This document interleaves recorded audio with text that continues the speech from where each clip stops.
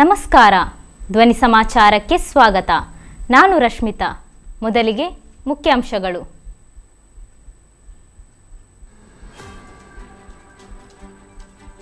ಪೀಳಿಗೆ ಬೆಳೆಸಲು ಇಸ್ರೇಲಿಗರ ಹೊಸ ನಿರ್ಧಾರ. ಭದ್ರತಾ ಪಡೆಯ ಗುಂಡಿನ ದಾಳಿಗೆ 3 ಲಷ್ಕರ್ ಭಯೋತ್ಪಾದಕರು ಹತ. ಬೀದಿ ನಾಯಿ ಕಡಿತಕ್ಕೊಳಗಾಗಿ ಮೃತಪಟ್ಟ ಕುಟುಂಬಕ್ಕೆ 5 ಲಕ್ಷ ರೂಪಾಯಿ ಪರಿಹಾರ ನೀಡುವಂತೆ ಹೈಕೋರ್ಟ್ ಸೂಚನೆ. ಮಾಜಿ ಶಾಸಕ ಸಂಜೀವ ಮಠಂದೂರುರವರಿಗೆ ಮನೆಯಲ್ಲಿ ವಾಕಿಂಗ್ ಮಾಡುತ್ತಿದ್ದ ವೇಳೆ ಹಾವು ಕಡಿತ. ಬೆಂಗಳೂರಿನಲ್ಲಿ ಬೈಕ್ ಅಪಘಾತ, ಕಾಸರಗೋಡಿನ ಯುವಕ ಮೃತ್ಯು.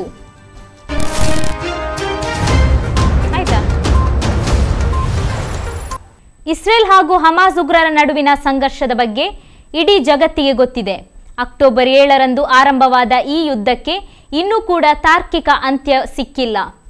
ಇದೀಗ ಇಸ್ರೇಲಿಗರು ತಮ್ಮ ಪೀಳಿಗೆಯನ್ನು ಮುಂದುವರಿಸಲು ಹೊಸ ದಾರಿಯನ್ನು ಕಂಡುಕೊಂಡಿದೆ. ಯುದ್ಧದಲ್ಲಿ ಹುತಾತ್ಮರಾದ ಯೋಧರು ಮತ್ತು ನಾಗರಿಕರ ವೀರ್ಯವನ್ನು ಸಂಗ್ರಹಿಸುವ ಕಾರ್ಯದಲ್ಲಿ ನಿರತರಾಗಿದ್ದಾರೆ.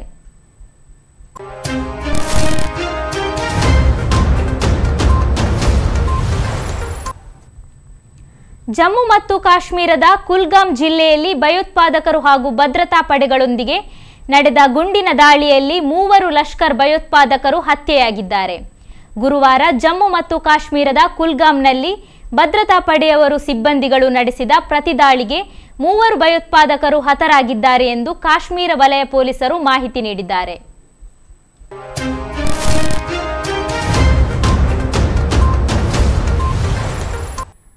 ಬೀದಿ ನಾಯಿ ಕಡಿತ ಗಾಯಾಳುಗಳ ಚಿಕಿತ್ಸಾ ವೆಚ್ಚಕ್ಕೆ 5,000 ರೂಪಾಯಿ ನೀಡಬೇಕು ಮತ್ತು ಒಂದು ವೇಳೆ ಗಾಯಾಳುಗಳು ಮೃತಪಟ್ಟರೆ ಕುಟುಂಬಕ್ಕೆ 5 ಲಕ್ಷ ರೂಪಾಯಿ ಪರಿಹಾರ ನೀಡಬೇಕೆಂದು ಕರ್ನಾಟಕ ಹೈಕೋರ್ಟ್ ರಾಜ್ಯ ಸರ್ಕಾರಕ್ಕೆ ಆದೇಶಿಸಿದೆ.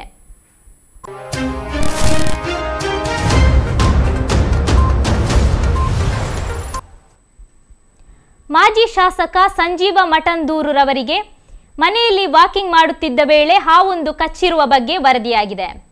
ಸಂಜೆ ವೇಳೆ ಮನೆ ಸಮೀಪ ವಾಕಿಂಗ್ ನಡೆಸುತ್ತಿದ್ದು ಈ ವೇಳೆ ಹಾವು ಕಚ್ಚಿದೆ ಎನ್ನಲಾಗಿದೆ. ತಕ್ಷಣ ಪುತ್ತೂರು ಖಾಸಗಿ ಆಸ್ಪತ್ರೆಗೆ ದಾಖಲಿಸಲಾಗಿದ್ದು ಚಿಕಿತ್ಸೆ ಪಡೆಯುತ್ತಿರುವ ಅವರು ಯಾವುದೇ ತೊಂದರೆ ಇಲ್ಲದೆ ಆರೋಗ್ಯವಾಗಿದ್ದಾರೆ.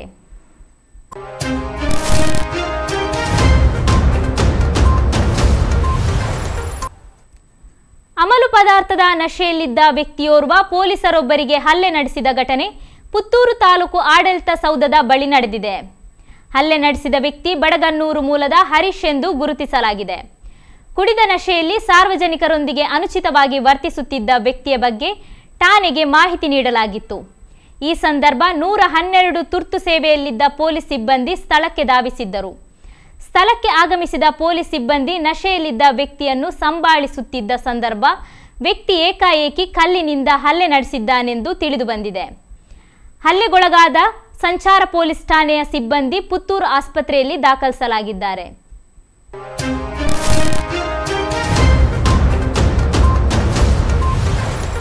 ಬೆಂಗಳೂರಿನ ಸಿಲ್ಕ್ ಬೋರ್ಡ್ ಸೇತುವೆಯಲ್ಲಿ ಉಂಟಾದ ಬೈಕ್ ಅಪಘಾತದಲ್ಲಿ ಕಾಸರಗೋಡು ನಿವಾಸಿಯೊಬ್ಬರು ಮೃತಪಟ್ಟ ಘಟನೆ ನಡೆದಿದೆ. ಕಾಸರಗೋಡು ತೆರುವತ್ ಸಂಸ್ ವೀಟಿಲ್ನ ಮುಸಾದ್ ಎಂಬವರ ಪುತ್ರ ಮಜಾಸ್ ದಾರುಣವಾಗಿ ಸಾವನ್ನಪ್ಪಿದ ವ್ಯಕ್ತಿಯಾಗಿದ್ದಾರೆ. ಬೆಂಗಳೂರಿನ ಖಾಸಗಿ ಸಂಸ್ಥೆಯೊಂದರಲ್ಲಿ ದುಡಿಯುತ್ತಿರುವ ಮಜಾಸ್ ಬುಧವಾರ ಮುಂಜಾನೆ ಮಡಿವಾಳದಿಂದ ಬೊಮ್ಮನಹಳ್ಳಿಯಲ್ಲಿರುವ ತನ್ನ ವಾಸಸ್ಥಳಕ್ಕೆ ಬೈಕ್ನಲ್ಲಿ ಹೋಗುವ ದಾರಿ ಮಧ್ಯೆ ಬೈಕ್ ನಿಯಂತ್ರಣ ತಪ್ಪಿ ಮಗುಚಿ ಬಿದ್ದು ಅಪಘಾತ ಸಂಭವಿಸಿದೆ.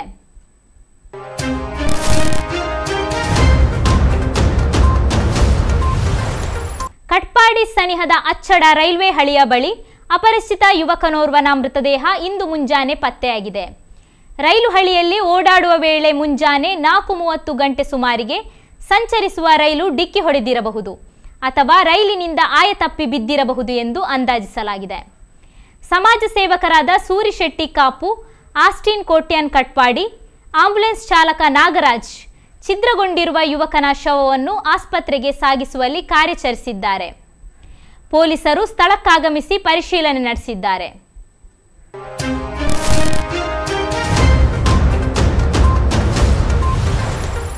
ಪೊಲೀಸ್ ವಾಹನವನ್ನು ಕಂಡು ಮದ್ಯ ಸಹಿತ ಸ್ಕೂಟರ್ ಉಪೇಕ್ಷಿಸಿ ವ್ಯಕ್ತಿ ಪರಾರಿಯಾದ ಘಟನೆ ಮಂಜೇಶ್ವರದಲ್ಲಿ ನಡೆದಿದೆ.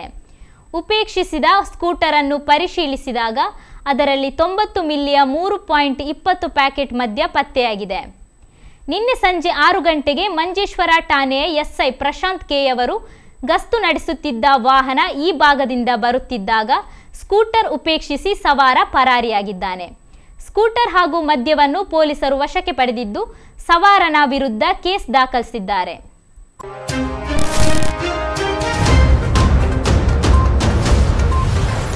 ಕಾಶಿ ಶ್ರೀ ವಿಶ್ವನಾಥ ಕ್ಷೇತ್ರದಿಂದ ಶಬರಿಮಲೆ ಶ್ರೀ ಅಯ್ಯಪ್ಪ ದೇವರ ಸನ್ನಿಧಾನಕ್ಕೆ ಪಾದಯಾತ್ರೆ ಹೊರಟು ಇಷ್ಟರ ತನಕ 2058 ಕಿಲೋಮೀಟರ್ ಕ್ರಮಿಸಿ ಮೂಡಬಿದ್ರೆ ಶ್ರೀ ಅಯ್ಯಪ್ಪ ದೇವಸ್ಥಾನಕ್ಕೆ ಆಗಮಿಸಿದ ರಾಜಸ್ವಾಮಿ ತೊಕೋಟು, ರಾಜಪ್ಪ ಸ್ವಾಮಿ ಇರುವೈಲ್, ಚೇತನ್ ಸ್ವಾಮಿ ತೋಡಾರ್, ಸಚಿನ್ ಸ್ವಾಮಿ ಅರ್ಕುಳಾರವರನ್ನು ಬಿಜೆಪಿ ಜಿಲ್ಲಾಧ್ಯಕ್ಷ ಕ್ಷೇತ್ರದ ಅರ್ಚಕರು ಸುದರ್ಶನ ಎಂ ಗೌರವಿಸಿದರು.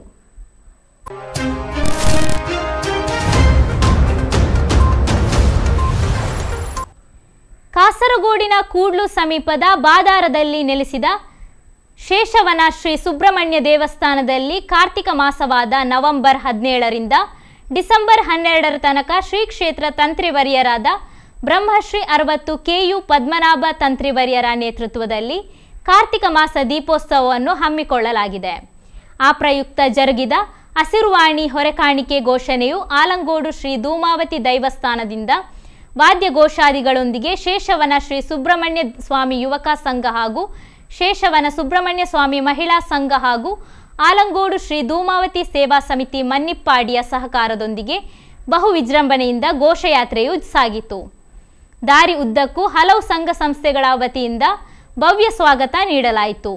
ಪ್ರತಿದಿನ ಸಂಜೆ 6:30ರಿಂದ 1 ತಿಂಗಳುಗಳ ಕಾಲ ಭಜನಾ ಕಾರ್ಯಕ್ರಮ ಜರಗಲಿದೆ.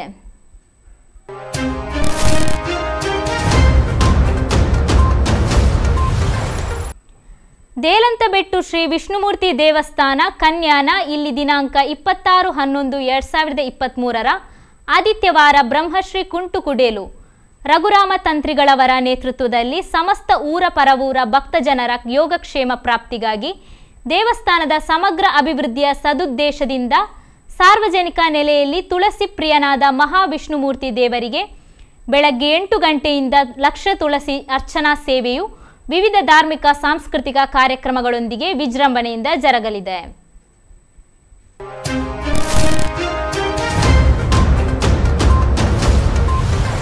ಆತ್ಮವಿಶ್ವಾಸ ಇರಬೇಕು, ಅತಿ ಆತ್ಮವಿಶ್ವಾಸ ಇರಬಾರದು. ಜಾಣತನ ಇರಬೇಕು, ಅತಿ ಜಾಣತನ ತೋರಿಸಬಾರದು ಎನ್ನುವುದನ್ನು ಕೇಳಿದ್ದೇವೆ. ಆಗಿದ್ರೆ ಏನಾಗಬಹುದು ಅನ್ನೋದನ್ನು ತೋರಿಸುವ ವಿಡಿಯೋ ಇಂದಿನ ವೈರಲ್ ಸೆಗ್ಮೆಂಟಲ್ಲಿ. ಇದರೊಂದಿಗೆ ಇಂದಿನ ಸಮಾಚಾರವನ್ನು ಮುಕ್ತಾಯಗೊಳಿಸುತ್ತಿದ್ದೇನೆ. ನಿರಂತರ ಸುದ್ದಿಗಾಗಿ ವೀಕ್ಷಿಸಿ ನಿಮ್ಮ ಧ್ವನಿ ಮೀಡಿಯಾ.